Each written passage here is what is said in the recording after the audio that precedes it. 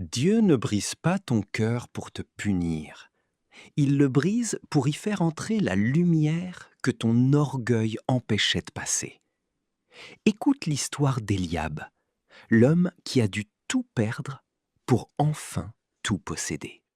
Il était une fois, dans un royaume où l'or coulait comme l'eau, un homme nommé Éliab.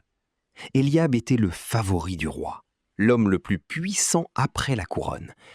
Il marchait avec une telle arrogance que ses pieds semblaient ne jamais toucher la poussière. Il disait souvent « Dieu bénit les forts, et je suis le plus fort de tous ». Mais la Bible nous prévient, l'arrogance précède la ruine. En une seule nuit, le ciel d'Éliab s'est effondré. Un incendie ravagea ses greniers, ses navires coulèrent en mer, et une trahison politique le fit bannir du palais. Du jour au lendemain, celui qui dînait à la table des rois se retrouva à disputer des croûtes de pain aux chiens errants. Pendant des années, Éliab a erré dans le désert, le cœur rongé par l'amertume. Il maudissait Dieu, il maudissait le sort. Un soir d'orage, à bout de force, il poussa la porte d'une petite église de village. Il s'écroula devant l'autel, en larmes, ses vêtements en lambeaux. Pour la première fois de sa vie, il ne demanda pas à redevenir riche. Il murmura simplement « Seigneur, je ne suis rien. Si tu peux faire quelque chose de mes débris, me voici. » À cet instant, le poids qui écrasait sa poitrine disparut. Il comprit que sa véritable prison n'était pas la pauvreté, c'était son ego. Éliab resta dans ce village. Il devint l'homme qui lavait les pieds des malades, celui qui portait le bois pour les veuves.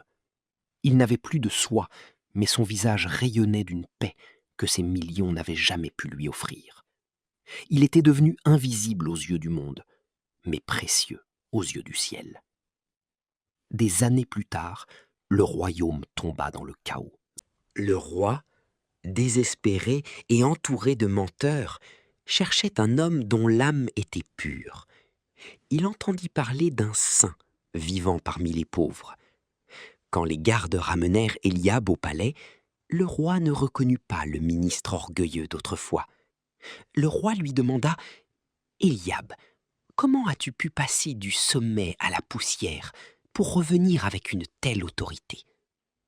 Éliab sourit et répondit « Majesté, j'ai dû apprendre que l'humilité n'est pas de penser moins de soi-même, mais de moins penser à soi-même. Pour que Dieu m'élève, il fallait d'abord que j'apprenne à me mettre à genoux. » N'oublie pas de t'abonner, de liker et partager pour en édifier davantage.